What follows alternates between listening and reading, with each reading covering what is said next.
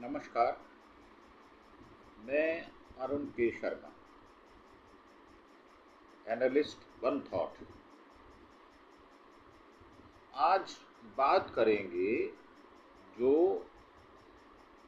Main stream media में उड़ाई जा रही अटकलें और झूठ, जो गोदी मीडिया अक्सर उड़ाया करता है। जो चरण चाटू मीडिया है वो पाकिस्तान में नदियां सूख रही हैं, भारत ने पानी बंद कर दिया। सिंधु संधि जो समझौता है उसको भारत नहीं मानता, उसने निरस्त कर दिया। इस विषय को लेकर जो एक नरेटिव बनाया जा रहा है उसके विषय में ये कहा जा रहा है कि पाकिस्तान में नदियां अभी भी सूख नहीं रही। क्यों नहीं सूख रही भाई? जब भारत की सरकार ने सिंधु संधि निरस्त कर दी, समझौता माना नहीं, पानी रोक दिया गया, तो फिर नदियां क्यों नहीं सूख रही?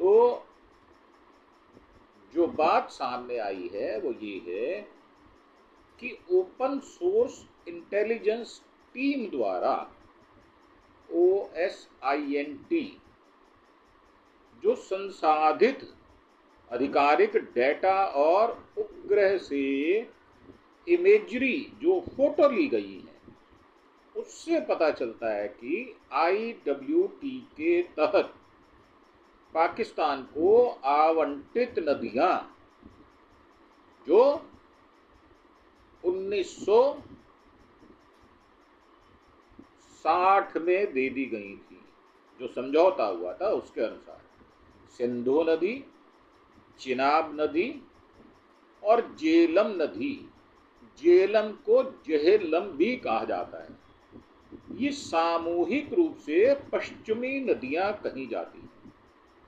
30 अप्रैल तक अपने सामान्य मार्ग और गति से बहती हुई ये नजर आ रही थी। आज 2 तारीख है, 2 मई।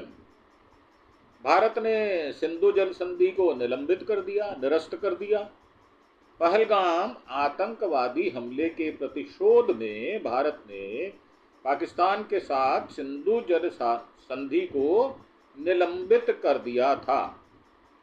संधि निलंबन के बावजूद सिंधु, चिनाब नदियां, झेलम नदियां सामान्य रूप से अपनी दिशा की ओर गतिमान हैं और वो बह रही हैं।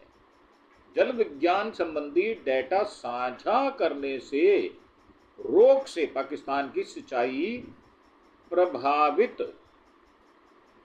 हुई या नहीं हुई?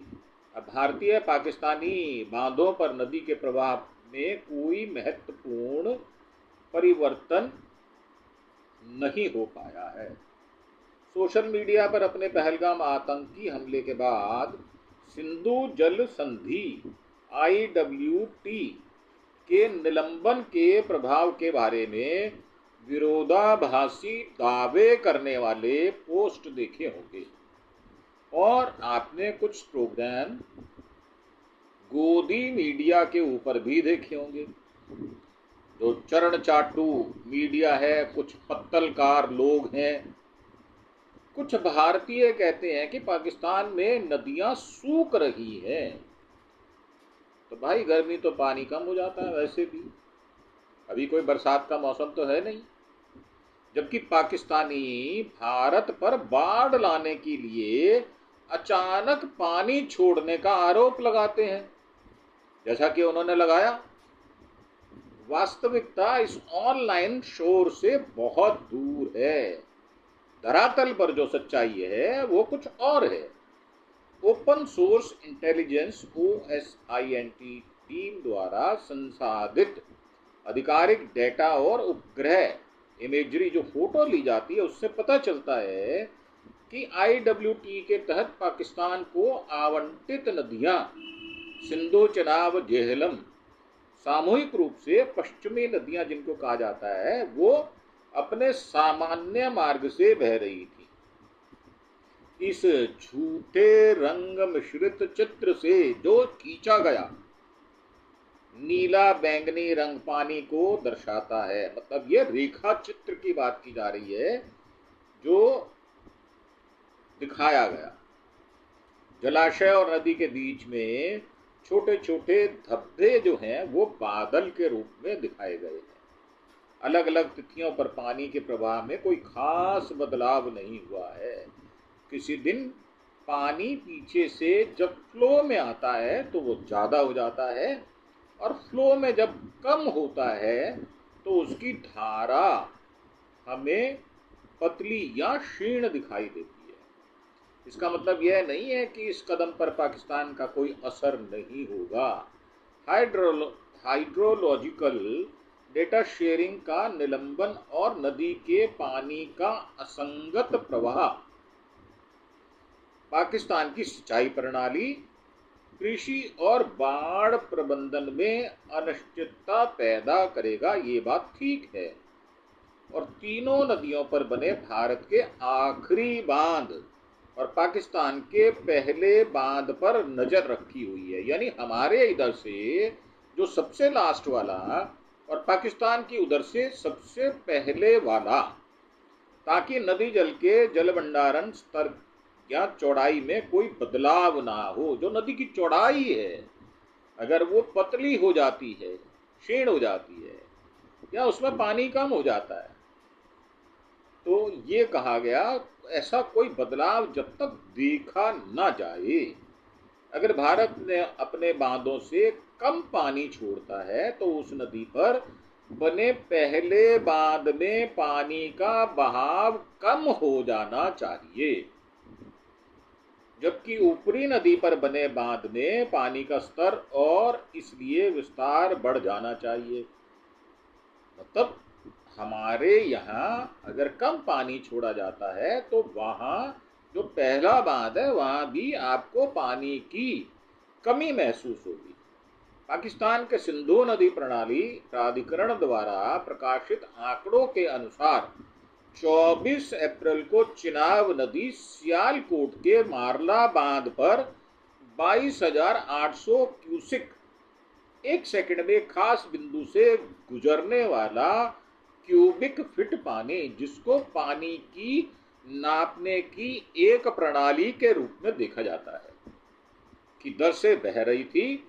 जो भारत से पाकिस्तान में प्रवेश करने के बाद पहला बांध था वहां यह 26,268 क्यूसेक की दर से बह रही थी। इसी प्रकार 24 अप्रैल को पाकिस्तान के कब्जे वाले कश्मीर यानी पीओके में मंगला बांध पर झेलम नदी का प्रवाह 44,822 क्यूसेक दर्ज किया गया, थोड़ा कम होकर 43,486 क्यूसेक हो गया। जो किनारों में जो पानी फैल जाता है उसकी वजह से ये थोड़ी बहुत कमी 2-3% की ये दिखाई देती है। हालांकि पाकिस्तान में प्रवेश बिंदुओं पर चिनाब और जेहलम के दर्ज प्रवाह में उतार चढ़ाव रहा है जो सामान्य होता है, लेकिन ऐसा कोई महत्वपूर्ण परिवर्तन नहीं हुआ जिसे भारत द्वारा अपस्ट्रीम जल विद्युत परियोजनाओं पर नियंत्रण के लिए जिम्मेदार ठहराया जा सके। पाकिस्तानी प्राधिकारियों द्वारा दर्ज आंकड़ों की पुष्टि IWT निलंबन से पहले और बाद में यूरोपीय अंतरिक्ष एजेंसी ESA द्वारा ली गई उपग्रह छवियां होती हैं जो हम सैटेलाइट के द्वारा लेते हैं। उपग्रह डेटा ने पुष्टि की है कि भारत में पिछले बांधों झेलम में उड़ी बांध, चिनाब में बगलिहार और सिंधु में नीमू बाजगो में नदी के पानी के प्रवाह में कोई महत्वपूर्ण बदलाव नहीं हुआ है।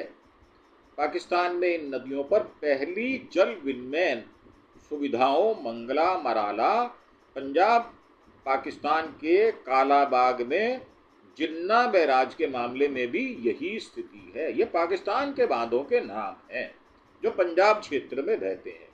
कोई नल जैसा नियंत्रण नहीं हो सकता।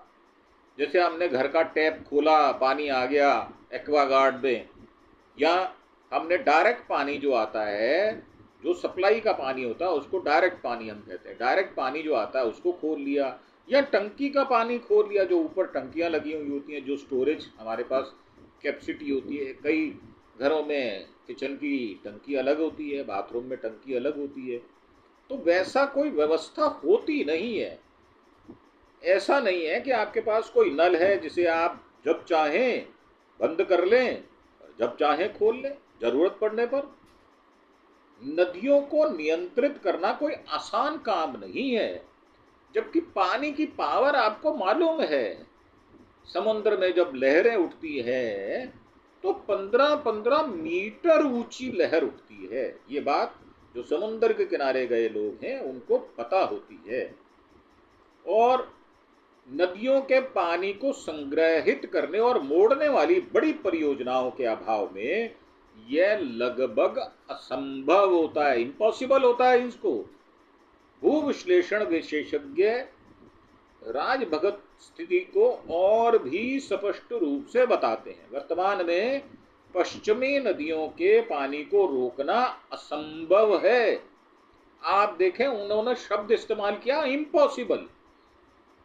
उन्होंने एक पत्रिका को बताया, एक न्यूज चैनल को बताया कि भविष्य में भी हमारे लिए ऐसा करना मुश्किल होगा। उनका कहना है कि भारत के पास फिलहाल सिंधु नदी के प्रवाह को नियंत्रित करने के लिए कोई साधन उपलब्ध नहीं है।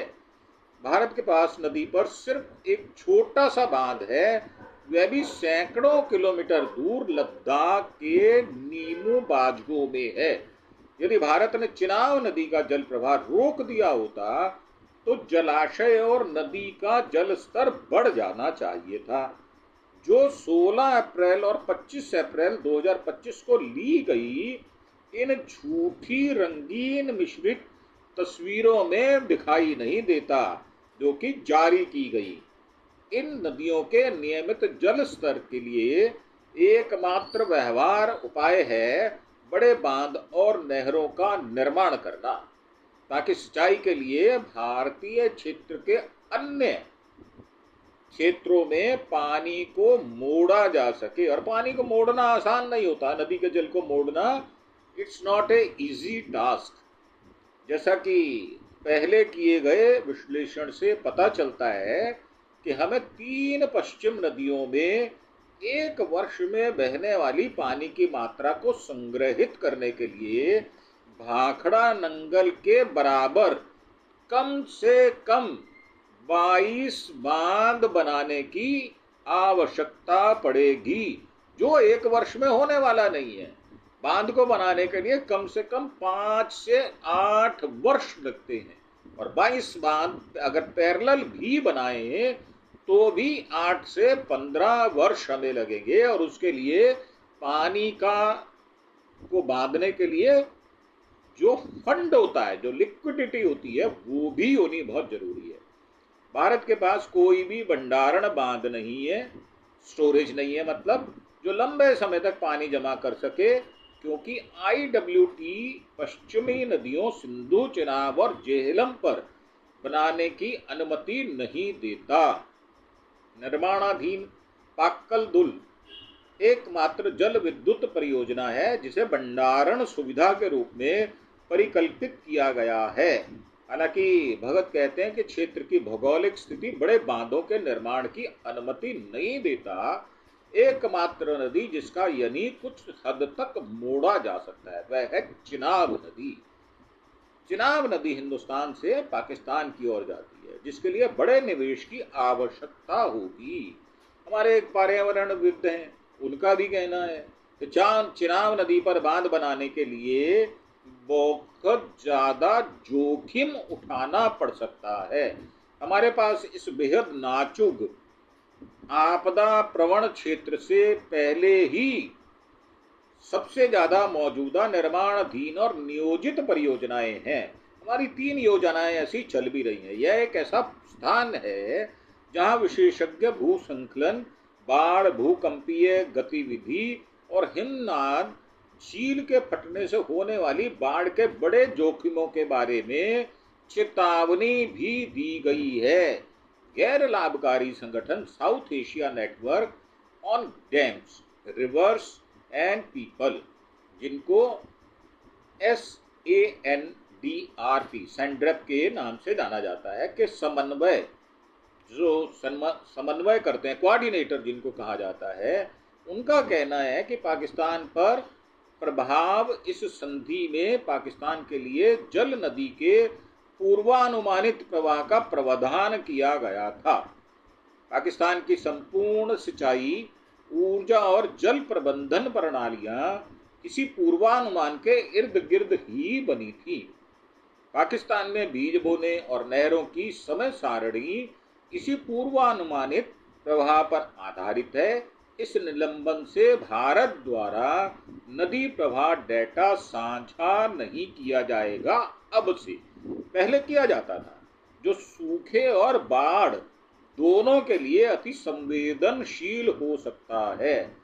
करीब करीब 15.2 करोड़ से ज्यादा पाकिस्तानियों की आजीविका, 25 करोड़ अगर मान लिया जाए पाकिस्तान की जनसंख्या है, तो उसमें करीब करीब ऐसा मान लेना चाहिए कि 60 से 65% जनता वो आजीविका प्रत्यक्ष या अप्रत्यक्ष रूप से सिंधु नदी से जुड़ी हुई है। यह खाद्य उत्पादन, बिजली उत्पादन और आर्थिक गतिविधियों के लिए एक महत्वपूर्ण संसाधन है, जो एक अपरिहार्य जीवन रेखा बनाता है। अतः इसको रोकना लगभग असंभव है।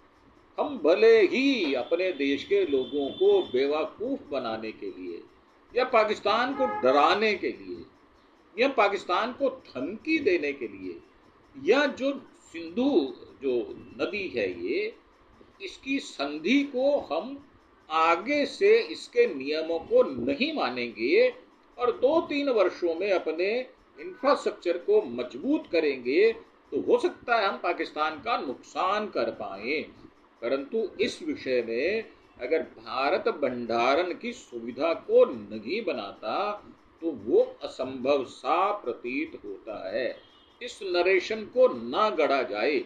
एक सरकार दूसरी सरकार से जिस तरह बात करती है, खास तौर से जो पाकिस्तान है वो आतंकवादी दुश्मन देश है, तो उसको ये कहना कि हम सिंधु का पानी रोक देंगे, वो बात ठीक है, परंतु धरातल पर क्या उसको हम रोक पाएंगे, देखने वाली बात ये होगी। तो हमने आपको सच्चाई से अवगत कराया है, धरातल पर क्या सच्चाई है और किस तरह से ये सारी रिपोर्ट तैयार की गई है, इस विषय में हमने आपको जानकारी दी। आपको कैसा लगा ये एपिसोड, कृपया कमेंट सेक्शन में जाकर बताएं और हमारा जो चैनल है उसको प्लीज़ आप सब्सक्राइब करें। आप सब्सक्राइब करने में बहुत कंजूसी करते हैं और इसका कोई पैसा आपको देना नहीं होता। आपको बेल आइकॉन दबाना है और घंटी वाला बटन दबाना है ताकि आपको नोटिफिकेशन मिलता रहे और इस प्रकार की जानकारियां आपको हम उपलब्ध कराते हैं। तो प्लीज़ आप सब्सक्राइब अवश्य करें, ये हमारी आपसे निजी प्रार्थना है। हम आपसे कोई फाइनेंशियल गेन नहीं चाहते, हम उम्मीद नहीं करते और हमें आवश्यकता भी नहीं है। इसी के साथ आपका धन्यवाद। Thank you. जय हिंद, जय भारत।